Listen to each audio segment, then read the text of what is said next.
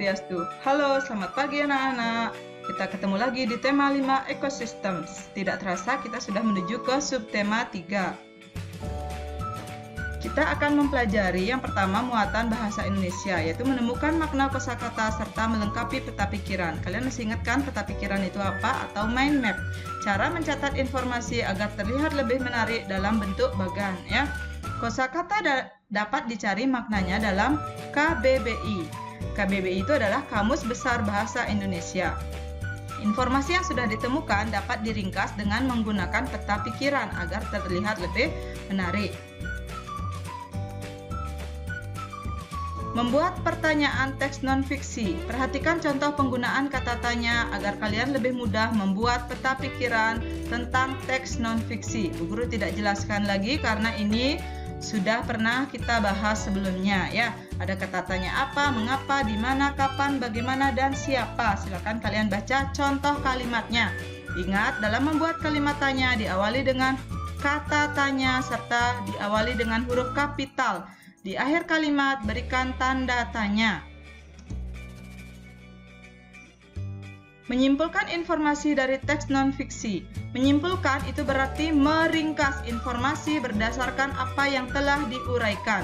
Untuk menyimpulkan informasi dari teks non-fiksi, kalian dapat mengacu pada hasil identifikasi teks non-fiksi berupa ide-ide pokok teks.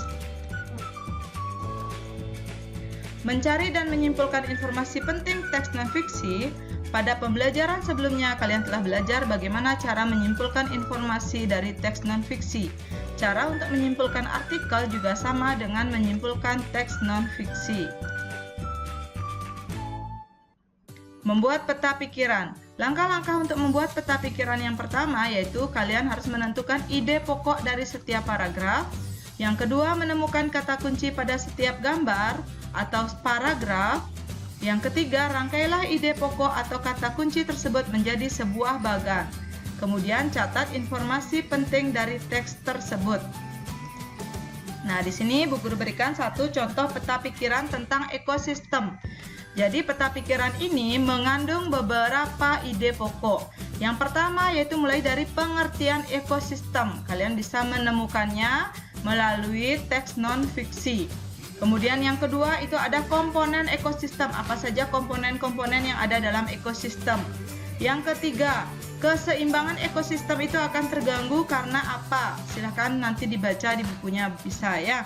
Kemudian contoh-contoh ekosistem itu seperti apa saja, bisa kalian lihat juga di bukunya. Hubungan antara rantai makanan dengan jaring-jaring makanan. Kini kita memasuki muatan IPA, ya. Nah, kalian masih ingat kan tentang jaring-jaring makanan? Ya, jaring-jaring makanan itu adalah apa? Sebelum itu kita bahas atau ingatkan kembali tentang pengertian rantai makanan. Rantai makanan itu adalah peristiwa makan dan dimakan antar makhluk hidup, ya, dengan urutan tertentu. Nah, kumpulan dari beberapa rantai makanan ini dalam suatu ekosistem itu akan membentuk sebuah jaring-jaring makanan. Jadi, jaring-jaring makanan ini adalah kumpulan dari beberapa rantai makanan. Dalam jaring-jaring makanan yang ada pada gambar tadi, itu terdapat 7 rantai makanan yang saling berhubungan. Nah, di sini hanya dijelaskan 2 rantai makanan saja. Misalnya yang pertama yaitu ada tumbuhan padi. Itu berlaku sebagai produsen. Padi ini dimakan oleh tikus. Tikus ini berperan sebagai konsumen 1. Tikus dimakan oleh ular.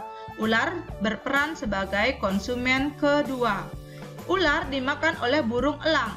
Burung elang disebut sebagai konsumen 3. Karena burung elang di konsumen paling terakhir bisa juga disebut sebagai konsumen puncak.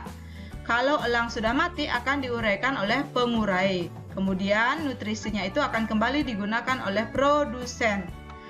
Rantai makanan yang kedua, di sini ada wortel. Wortel itu berperan sebagai produsen. Wortel itu dimakan oleh kelinci. Kelinci di sini berperan sebagai konsumen pertama. Biasanya konsumen pertama ini diduduki oleh hewan herbivora. Kelinci kemudian dimakan oleh serigala. Serigala ini berperan sebagai konsumen yang kedua. Kemudian serigala dimakan oleh harimau. Harimau berperan sebagai konsumen ketiga. Karena harimau merupakan konsumen terakhir dalam rantai makanan, maka harimau ini juga tergolong sebagai konsumen puncak. Harimau jika sudah mati akan diuraikan oleh mikroorganisme. Kemudian mikroorganisme itu akan menggunakan nutrisi tersebut untuk menyuburkan produsen, ya. Nah, di sini aliran energi yang seperti Bu Guru jelaskan di subtema 2 itu akan berpindah dari matahari pertama, kemudian ke produsen, selanjutnya menuju ke konsumen sampai konsumen puncak. Aliran energi semakin ke atas itu akan semakin mengecil karena energi itu ada sebagian yang dilepaskan ke lingkungan. Selanjutnya, pengaruh perubahan lingkungan terhadap keseimbangan ekosistem. Jadi, ekosistem itu bisa mengalami ketidakseimbangan. Apa penyebabnya? Ya, rantai makanan tidak akan terganggu selama semua komponen dari rantai makanan tersebut tetap berperan sesuai dengan perannya masing-masing. Jika salah satu dari komponen rantai makanan itu tidak ada, maka komponen rantai makanan lainnya akan terganggu. Jadi, keseimbangan ekosistem itu sangat dipengaruhi oleh peran masing-masing dalam sebuah rantai makanan. Nah, misalkan di sini Bu Guru ada jaring-jaring makanan yang ada di kebun. Jaring-jaring makanan ini terdiri dari 3 rantai makanan. Yang pertama jagung, belalang, katak, ular. Rantai makanan yang kedua, jagung, belalang, kadal, ular. Rantai makanan yang ketiga, jagung dimakan oleh tikus, dimakan oleh ular. Nah, di sini ada 3 rantai makanan anak-anak. Kapan jaring-jaring makanan atau rantai makanan ini akan terganggu jika salah satu komponen daripada ekosistem tersebut tidak ada. Misalkan di sini jagungnya tidak ada karena musim kemarau jagungnya tidak tumbuh dengan subur. Oleh karena itu, yang memakan jagung ini seperti belalang dan tikus, dia tidak akan mendapatkan makanan. Oleh karena itu, kehidupan belalang dan tikus juga akan mengalami gangguan. Begitu seterusnya sampai di ular. Oleh karena itu, kita bersama-sama harus belajar untuk menjaga agar keseimbangan ekosistem itu tetap terjaga. Nah, ada beberapa faktor yang dapat mempengaruhi keseimbangan ekosistem. Di antaranya yang pertama adalah faktor alam anak-anak, ya. Kalian lihat di sini gambarnya, yaitu ada gambar tanah longsor. Tanah longsor ini sangat mempengaruhi keseimbangan ekosistem secara alami. Faktor alam itu adalah peristiwa alam yang dapat mengganggu keseimbangan ekosistem. Umumnya berupa bencana alam, seperti yang digambar ya, bencana alam tanah longsor.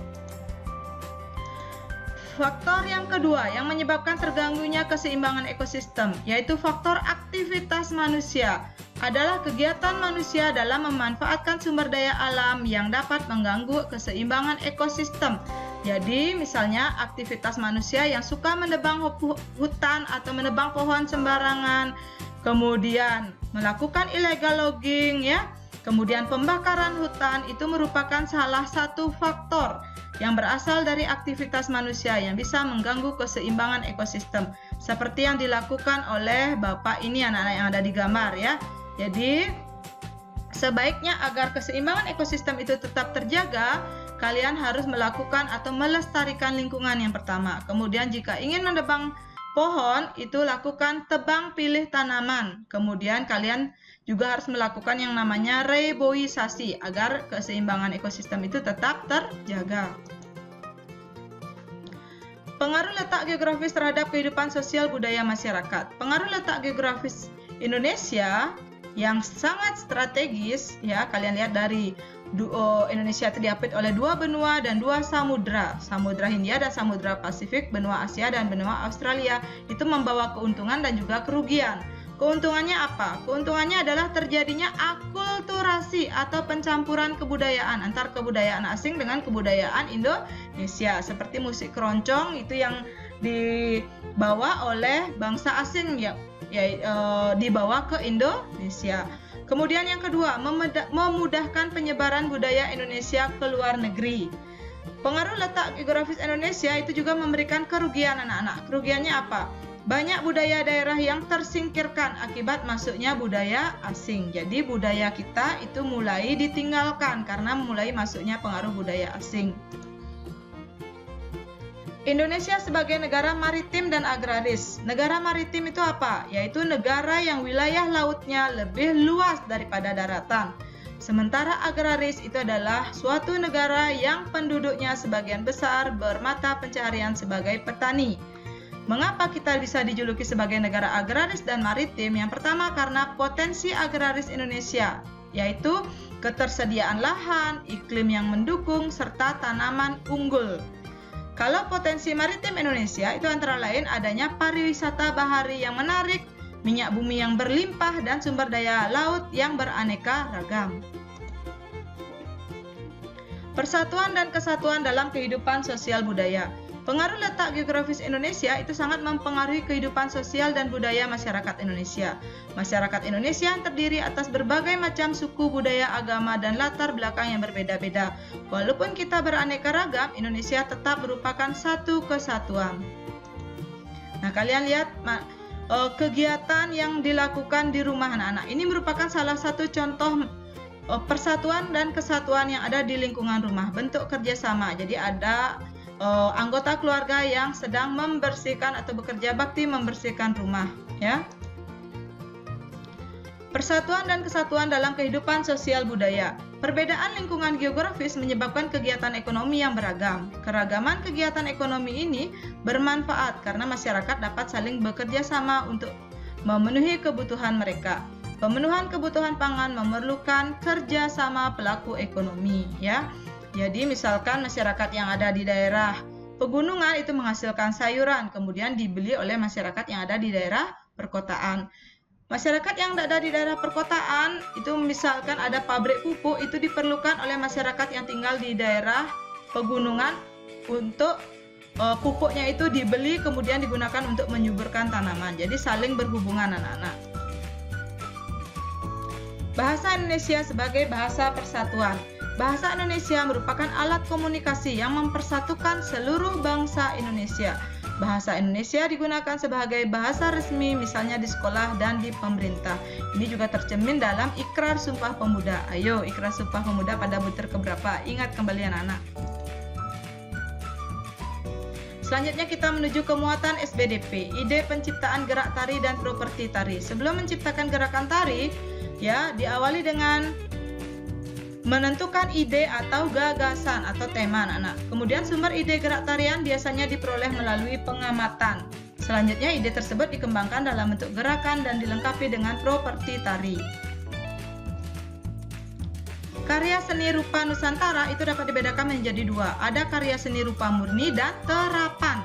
Karya seni rupa murni adalah karya seni rupa yang dibuat untuk dinikmati keindahannya atau unsur estetikanya. Jadi lebih dipentingkan keindahan tanpa memperhatikan fungsinya. Contohnya yaitu lukisan. Ini kalian bisa lihat di sini gambar lukisan anak-anak. Kemudian ada patung dan keramik. Nah, ini patung, ini keramik. Ini namanya karya seni rupa murni, lebih mementingkan keindahan. Kemudian karya seni rupa Nusantara. Yang kedua yaitu seni rupa terapan, yaitu karya seni rupa yang lebih memperhatikan fungsi dari benda seni tersebut dalam kehidupan sehari-hari. Contohnya yaitu rumah adat. Ini kalian lihat rumah adat, kemudian arsitektur bangunan, senjata tradisional, dan seni kriya atau seni anyaman. Nah, di sini senjata tradisional, ya. Ini seni kriya anyaman, lebih mementingkan fungsinya. Karya seni rupa anyaman. Anyaman tunggal itu adalah cara membuat anyaman yang paling sederhana. Anyaman ganda lebih banyak memiliki variasi pola. Di sini Bu Guru berikan contoh pola anyaman tunggal, kemudian pola anyaman 2 ganda, pola anyaman 3 ganda, dan pola anyaman kombinasi, ya. Nah, ini merupakan salah satu contoh karya seni rupa, ya. Biasanya untuk membuat tikar, ya, kita melakukan anyaman, membuat anyaman, kemudian kipas, yaitu membuat anyaman juga. Itu lebih mementingkan fungsinya. Jadi ini merupakan karya seni terapan. Nah, demikian anak-anak penjelasan Bu Guru di subtema 3. Mudah-mudahan bisa kalian pahami dengan baik. Oke, selamat belajar dan terima kasih atas perhatiannya. Akhir kata Bu Guru tutup dengan Paramo Santi. Om Santi Santi Santi Om.